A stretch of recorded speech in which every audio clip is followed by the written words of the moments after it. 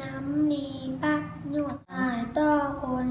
สัตว์และต้นไม้คนต้องการน้ำไว้ใส่ดื่มใส่ใส่หดต้นไม้ใส่ล้างเครื่องกินและ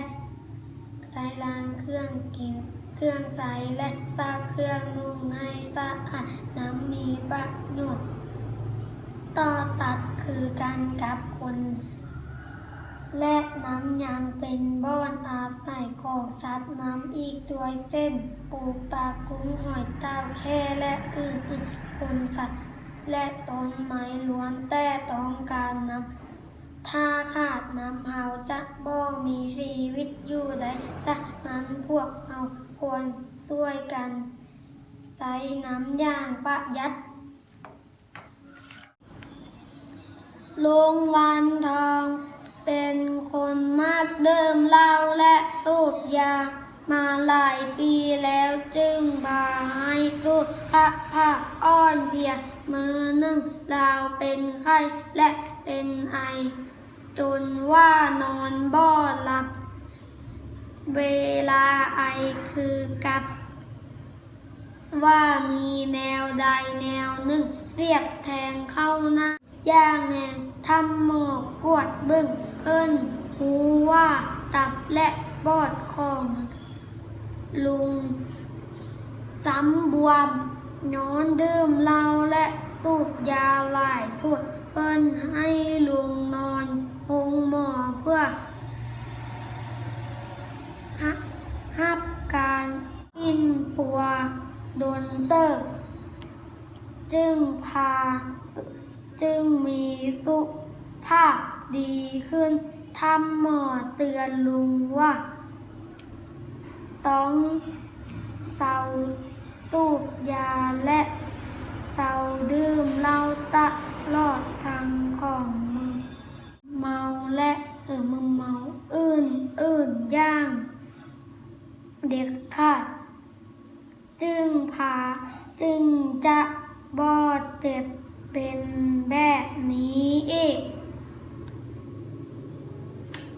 บทที่31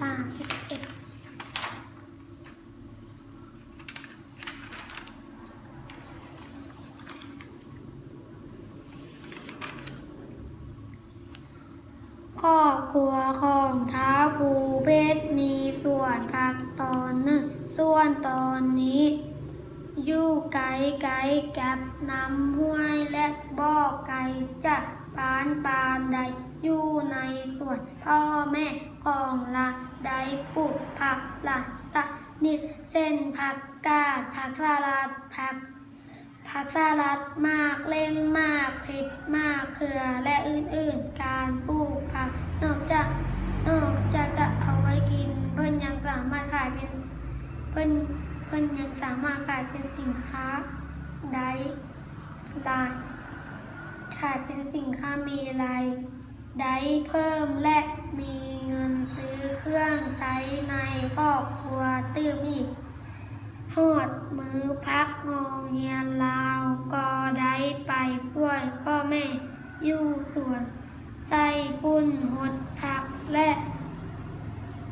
ลกหญ้านับแต่มีส่วนผักได้เฮ็ดให้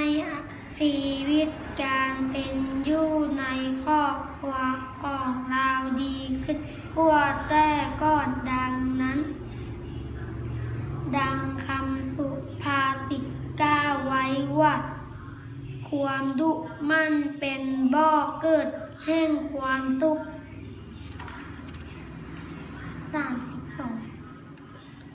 ตอนเช้าวันอาทิตย์แล้วนี้นางบัวขาวได้ไปตลาดนำแม่มือเบื้องหนึ่งของนางบัวขาวหิวกะตาอีกเบื้องหนึ่งจับแขนแม่ย่างเลาะหาซื้อเครื่องแม่ของเราได้ซื้อแผ่เสื้อสบู่และยาถูแก้วหลังจากนั้นมีแม่ก็พาบัวขาวไปซื้อเครื่องกิน เ พิ่นได้ซื้อศีลปาดมากทั่วมากเล่น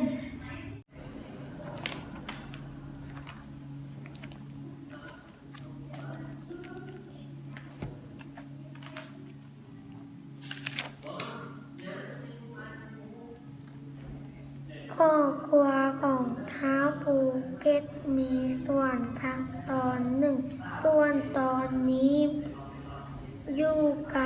ไกลกับน้ำห้วยและ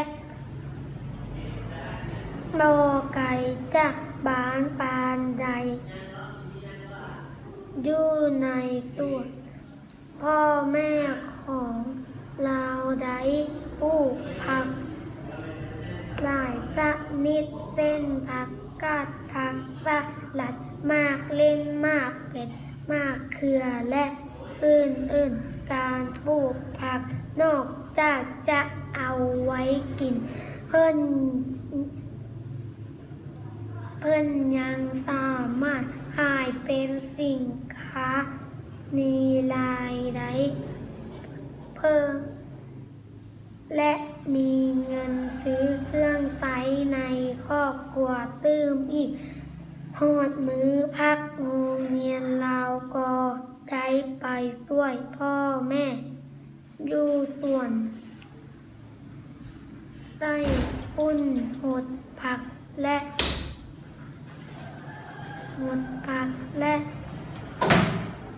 หลกหญ้านับแต่มีส่วนบักใดเฮ็ดให้ชีวิตการเป็นอยู่ในครอบครัวของเราดีขึ้นกว่าแต่ก่อนดังคำสุภาษิตกล่าวไว้ว่าความดุมันเป็นบ่อเกิดแห่งความสุข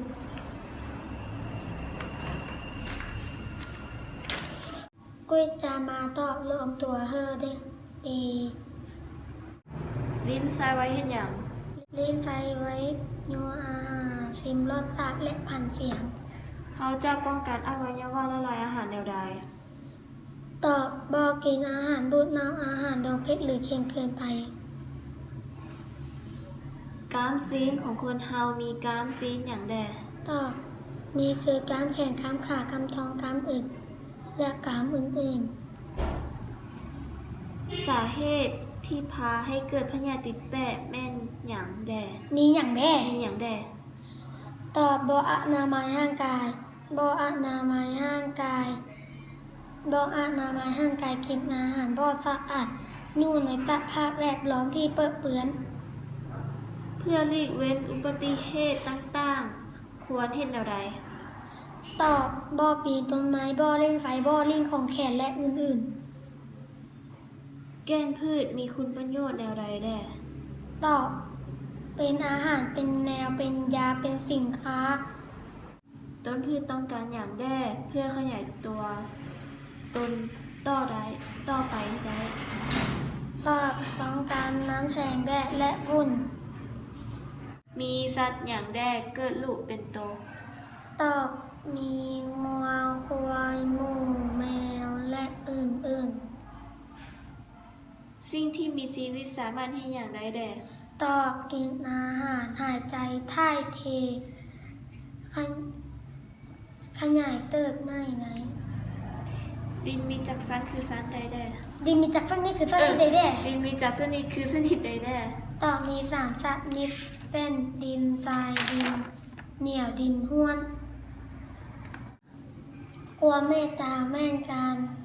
เห็นอกเห็นใจกันความอิดุสงสารอย่างจริงใจต่อคนและสัตว์ ความกล้าหาญแม่นสิทธิ์ของไผ ความกล้าหาญแม่นสิทธิ์ของนักเรียน ความกล้าหาญแม่นสิทธิ์ของนักเรียนทุกคนแต่ต้องอยู่ในขอบเขต พวกหลานสามารถเฮ็ดเวียกอย่างแด่ช่วยครอบครัว ต่อพวกหลานสามารถเช็ดเวียกได้คือกวดเงินล้างถ้วยนึ่งข้าวแต่งกินเกลือเป็ดเกลือไก่ พวกเขาต้องเป็นแบบอย่างในด้านแนวใดให้น้องเห็น ตอบต้องเป็นแบบอย่างในด้านการเรียนการเล่นการนอน การเฮ็ดเวียกบ้านและอื่นๆ โอเคถ้าทางออกมาอย่างสุภาพหน่อย มาละอยากแม่งการเว้าจาการแสดงกิริยาท่าทางออกมาให้เห็นอย่างสุภาพเรียบร้อย มารยาทแม่นหยัง มาละอยากแม่งการเว้าจาการแสดงกิริยาท่าทาง กิริยาท่าทางออกมาให้เห็นอย่างสุภาพเรียบร้อย